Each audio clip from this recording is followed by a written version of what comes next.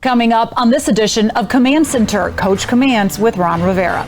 The preseason is officially in the books. What did Coach Rivera learn about the team heading into their Week 1 matchup with the Jacksonville Jaguars? Coach goes into the film room with Logan Paulsen to talk about a pair of wide receivers that have coaches and fans excited to see what they can do together, Terry McLaurin and Jahan Dotson. And you asked, and coaches listening, we asked Coach Rivera questions submitted by you, the fans. It's all coming your way right now.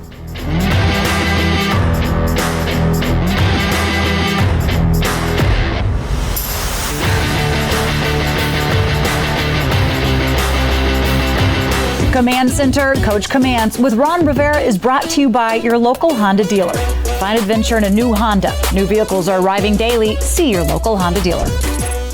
And welcome on in. Julie Donaldson here with you with the head coach. And Logan Paulsen is in the film room getting ready to break down some film with Coach, so stick around for that. That's coming up in just a few minutes.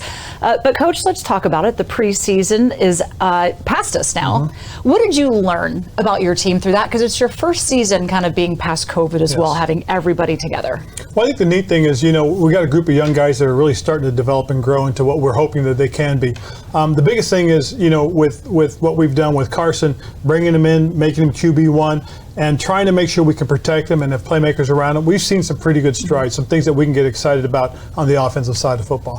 When it does come to Carson working in, I know you really kind of wanted a veteran quarterback because this is a relatively young offense still kind of growing together. Where have you seen from where he came in having to learn that new offense, having to get into sync and rhythm and chemistry with his guys to where you want it to be for Week 1 against the Jags? Well, I like the confidence in which he attacks what we're doing. I really do.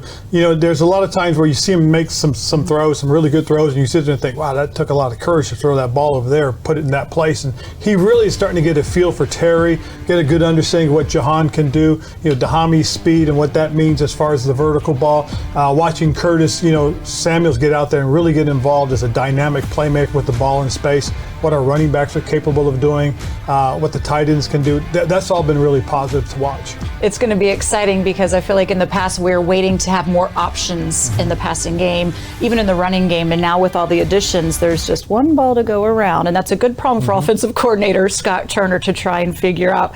If we go to the other side of the ball defensively, Chase Young's going to be out for at least 4 games, and I know we don't want to rush him back until he's 100% healthy. You're returning John Allen. When you look at this team defensively, where the strength of the team was and is, where are there still question marks, or are there? I think the big question mark really comes to who's going to replace and play in Chase's spot. That's probably the biggest question. And during training camp, during the preseason, we saw some good things from those guys as far as being able to handle certain situations. But the one thing we've got to do is we've got to become much more consistent, much more aligned with our pass rush. And a lot of rookies are being relied upon as well coming in here. How did you feel, because you've been able to kind of assess some of them at this point, that they're coming along in the process? Well, I think they've done some really good things. It was an awful lot of fun to watch Jahan start to become assimilated in what we do on the offensive side of the ball. I think Phil coming in and being part of our defensive line and, being one of those guys from Alabama, those big physical tackles, that's been a lot of fun to watch. I think that's been really cool. Obviously the unfortunate circumstances for Brian Robinson, but watching him add to our running back room has been very good. That's been very exciting. It really has. And, we've got some guys that really are going to play, some backup roles, some situational roles for us. But this rookie class is pretty good. You're now entering year 3 here, and it takes a little time, as you've said, to kind of get the roster to where you want it, to get the philosophies and everybody buying into what you want this team to represent. Where are you and where you wanted to be at this point? I like to think we are, where we are in terms of getting ready to take the step. I like the position we're in. I like how the guys have really come together. Now it's really about us really putting it on the field. I mean, we've got to go out and show these fans what we're capable of. And you brought in Brian Robertson Jr. as well. What was it like getting him back in the building and having to deal with that with the team? Something that hits really personally once again. It really did, and it was kind of stark reality as to what's going on in this country today, and some of the things that we've got to be able to take care of and make better for our everyday citizen. But what Brian went through was all life changing. I really do think, and I think it's really helped him in terms of as he's settled in and really going to get past this. That'll be great. But what I really like is just kind of how the players have come together, rallied around him, rallied around each other.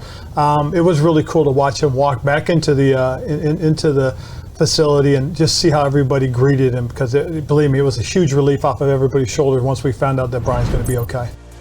Now, one of the areas on offense fans were excited to see was how the wide receiving crew would look with Terry McLaurin coming back after new contract extension and the addition of first-round draft pick Jahan Dotson. Add a healthy Curtis Samuel, Cam Sims has looked good in preseason, while there are lots of weapons on the outside for new quarterback Carson Wentz.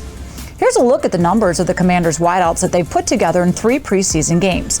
Wide receiver Dax Milne led the pack with 104 yards on 10 receptions. Cam Sims was the sole receiver to find the end zone, accounting for 23 yards on 2 receptions. And rookie Jahan Dotson recorded 23 yards on 2 receptions in his preseason debut. Coach now is over with Logan to dive a little deeper. Let's go to the film room presented by Mavenspire. Ransomware goes 3 and out with Mavenspire's Smart as a Service cybersecurity offerings. Learn more at mavenspire.com. All right, Logan and Coach, take it away. Julie, thanks so much. Coach, always a pleasure having you here. We're going to take a look at 2 plays that I thought were really good from the preseason. One was this play to Jahan, and it's the screen play, kind of a jailbreak screen here to the left. I love the idea, just nerdy football stuff, that they short motion the receiver here to get the press off, to give him an opportunity to be successful. And again, you see the movement skills here of Jahan and just guys making plays for him. But there are some details here, Coach, that you pointed out to me that I thought were pretty cool. Well, first and foremost, the biggest thing what you really like is that the ball's gotten out on time. Right. And a big part of that is what the offensive line which we'll talk about in a second. Yeah. But the big thing to look at more than anything else is how the blockers come. Right. The ball's put in position where John has to come back to get it, which is big because why? It allows them an opportunity to allow the blocking to get in front and set itself up. Like this little step up here and working back lets him sets the timing up excellent for the play. Absolutely. And then once he gets the ball, another big thing that happens with it is he circles around the blockers, and look at what he's done. He's created that seam for himself, just like a good punt returner would do, and he takes off and makes something out of it. Yeah, and there is some good stuff here that you mentioned the O-line. I think the O-line, they are often unsung, unheralded in this. And in this type of screen concept, these 2 guys are getting out, right, and they're working to add in the screen. And I love what Sadiq does here, but go ahead. Absolutely, but let's not forget just how important it is to get the edge rusher down. Right. Why? That way he can't tip the ball and disrupt the play. And I'm really glad you brought that up, Coach, because it's often a thing people forget, but getting his hands down. Chop block, right here, circle blue, there we go, check that out. That deserves a highlight because that's excellent job. Nobody's batting the ball down there. And then watch our guy Sadiq here get out, and that's some good football there, Coach, yes, I think, right? That's what you want to see from a guy who's coming into his own in year 2, year 3. Well, that's a guy who's playing with his eyes and understanding that, one of my jobs, one of my responsibilities is I'm supposed to get MDM. Yep. I'm looking for the most dangerous man on the outside that could disrupt the play, okay, because he's got the tight end and his guard out in front of him. And so what he does is he takes out the most dangerous guy. Takes it out in a violent way, and you got to love that. And I also love that little token action here by the running back. And it's something that people don't notice, and I think it's good stuff here, that this action here, it ensures you have good numbers on this side of the field, right? So when we get this play going, you end up with 4 blockers and 4 defenders, and your punt returners +1. And again, you mentioned how he sets stuff up here. You can really see it, how he's able to dip back inside, set up this block by Curtis, and makes an excellent play. Love Absolutely. that. And now let's talk about another play that I thought was great, and it's this play to Terry. And everyone's been talking about the chemistry between these 2 guys, and chemistry looks pretty good right here. Well, the first thing on this is really off of the play action. What that does is it freezes everybody just enough that allows the timing to come together. Right. Why? Because everybody's got to hold to make sure that we're not running the ball, because we've been running it very well in this game. Yep. Secondly, it gives Terry a little extra time to get downfield, make his cut, and then present the target right between the 2 linebackers. Yeah, and I think that's an excellent point. This in cut here, this out cut by Jahan, and you mentioned the play action, and we're just going to take a look at the linebackers here real quick, and the space that is created, right? They have to step up, they fall back, Bland's matching Carson's eyes. There's a nice hole here in the defense, and that's where Terry's going to fill that. You love that. Excellent job by him. And kind of a tough catch there, Coach. Yes. Well, it's one of those things that if you look at the drop, which we'll see here, Yeah. it's really thrown down and away, and a big part is because of the opportunity for the linebackers to make a play. Right. And you'll see this because for the most part, all right, linebacker to the left side, Yep. he has an opportunity to react and make a play. Right. These two guys, right? That's the window right there for Yep. him. And then again, you said the ball's kind of down and away. Love that. And again, protecting the receiver, which is what you love to see. And like you said, great throw. And the other thing I like about it is, let's talk about Carson's eyes here. He's able to work to the right side of the field here, right? Mm-hmm. Love that. And then natural progression to the middle of the field. And to your point, if you see how he looks out, look how he's got him focused to this side. Mm-hmm. And so by the time he squares and then reacts to Carson bringing his head back to the middle, the seam has already been opened, because again, when this ball's thrown, this linebacker makes a nice break. He has an opportunity to get close to it, but because again, it's thrown down away, there's no chance for him to make the play on the ball. Yeah, love those two plays, Coach. A lot of details there you like, and always a pleasure talking with you, Coach. Cool. Appreciate it. Well, Coach and Logan are not done reviewing the tape just yet. When we come back, they're heading into Coach Rivera's office for an inside look at the game tape that caught Coach's eye during the preseason. And a little later, Coach answers questions from you, the fans. It is your direct line to the coach himself. The questions you want answered are coming your way as you are watching Command Center Coach Commands with Ron Rivera.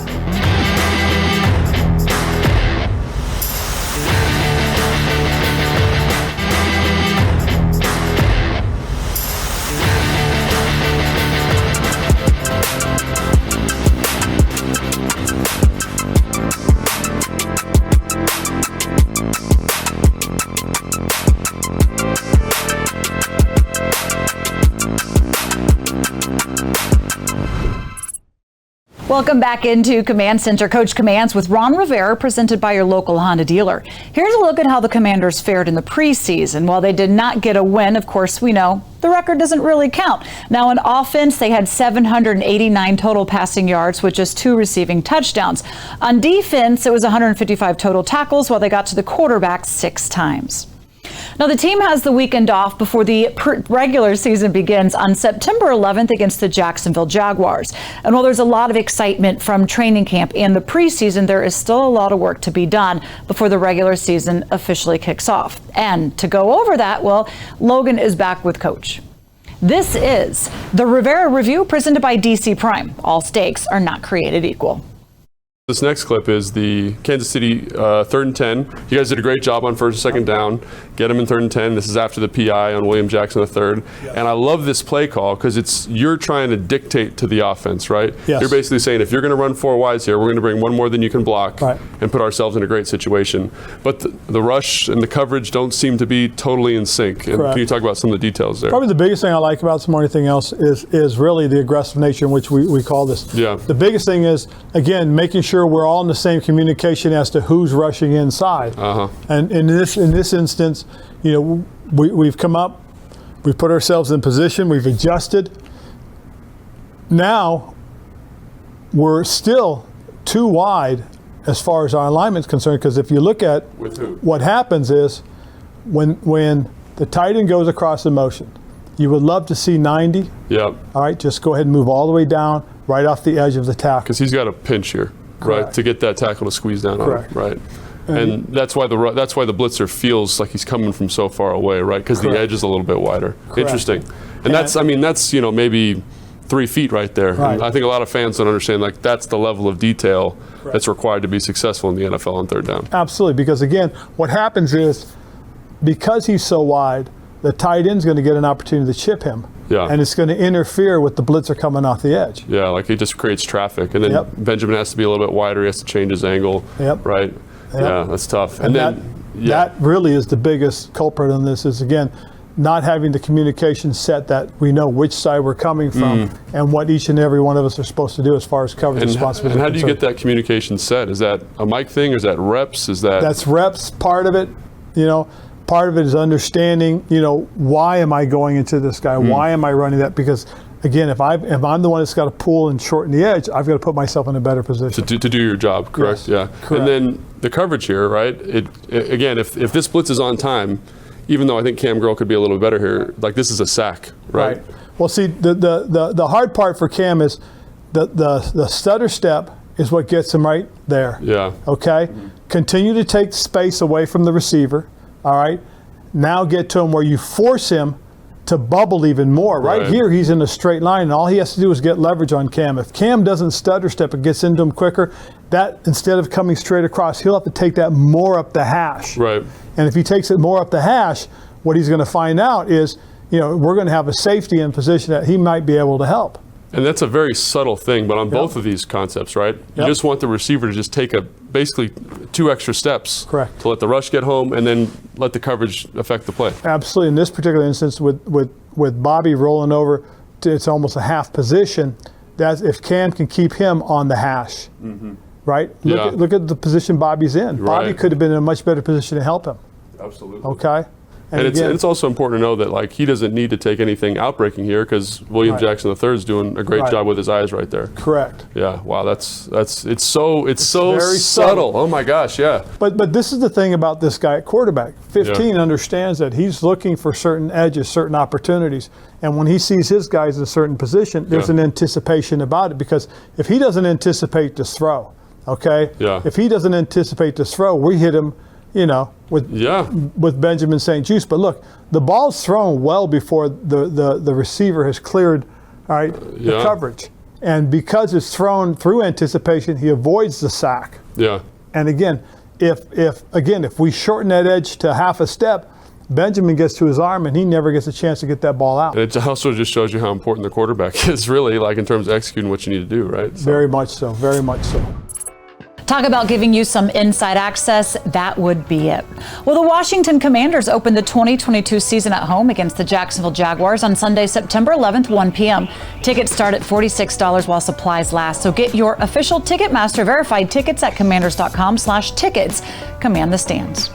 On game days, do not miss Command Center Game Day Live, the official pregame show of the Washington Commanders. We are live on the air starting 2 hours before kickoff. That will be 11 a.m. on Sunday, September 11th for our opener against the Jacksonville Jaguars. You can watch on our YouTube channel, Facebook, and Twitter. After the game, do not miss Command Center Postgame Live for reaction, analysis, and interviews with head coach Ron Rivera and quarterback Carson Wentz. You can also catch that on YouTube and all are on Dig 100. Take command of your game days. Don't go anywhere because when we come back, Coach will be back here with me as we are answering some questions submitted by you, the fans. You ask, Coach answers. That is right after this. You're watching Command Center Coach Commands with Ron Rivera.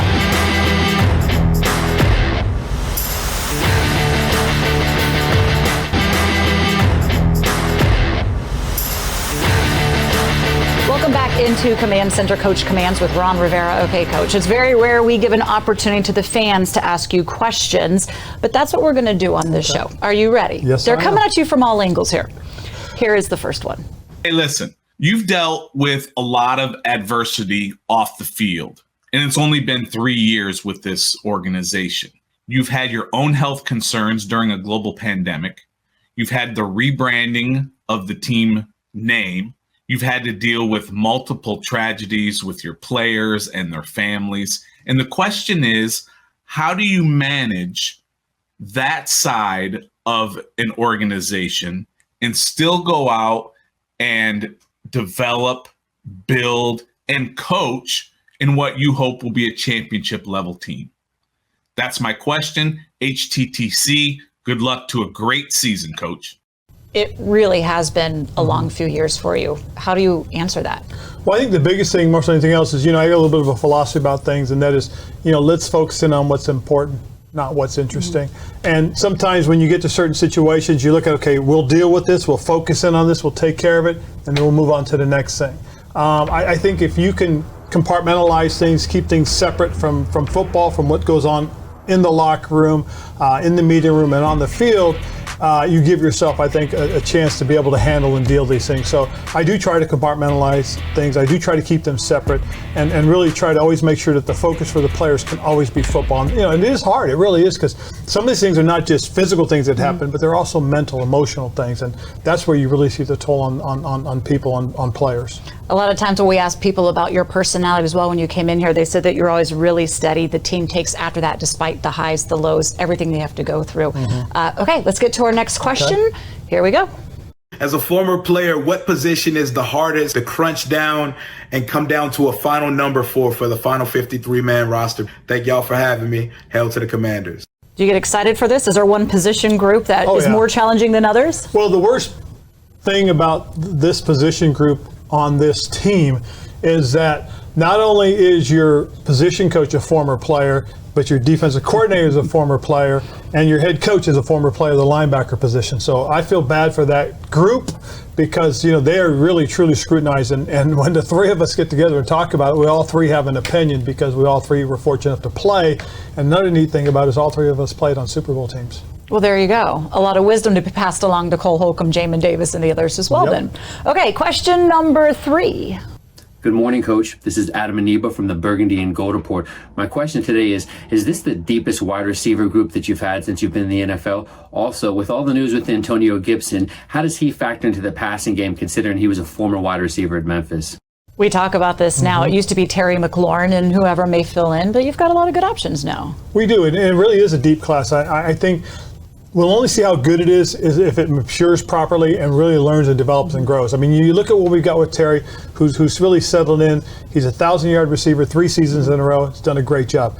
Curtis Samuel's being very dynamic, very explosive with the ball in his hands in space, and that's important because if we get him in space, he can make things happen. Jahan is showing that he's a young guy that's learning and growing. He's got some things to refine, but his potential is I mean, his ceiling is so high, it's amazing. Diami with that great speed. Cam Sims with the size. When he's got the ball in hand, he's a big physical tackle. And then Dax Milnes, who's really proven himself to be an explosive guy in space as well. I think with Antonio Gibson, the big thing for him is we've got to get him the ball in space. He's a big target. He's a big physical guy. When he's running the ball, I love the matchup of him versus a cornerback out in space. It's going to be challenging for defenses this season for sure. Okay, you ready for one final question? Here we go. Hi, Ron. Excuse me, I mean Coach Rivera. I understand you're always looking for new talent. I would like to try out for one of your quarterback spots. Even though I have had neck and back surgery, my doctor has cleared me for full contact. I'm willing to come out for a tryout and also talk to you about a reasonable contract. I'm willing to negotiate. I look forward to your call, Ron.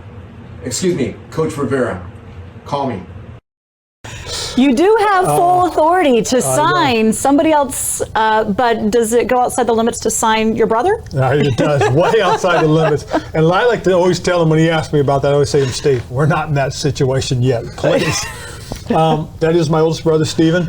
He's a retired police officer, and he loves everything about football. He really does. He played it growing up with us, and he's the guy that we all idolized and wanted to be like, my big brother. We'll see if he can play quarterback. I like that you're like, we're not there yet. It's been a lot of quarterbacks you've had to deal with. We look forward to security this year with Carson Wentz. Sorry, Steve, you're just going to have to wait.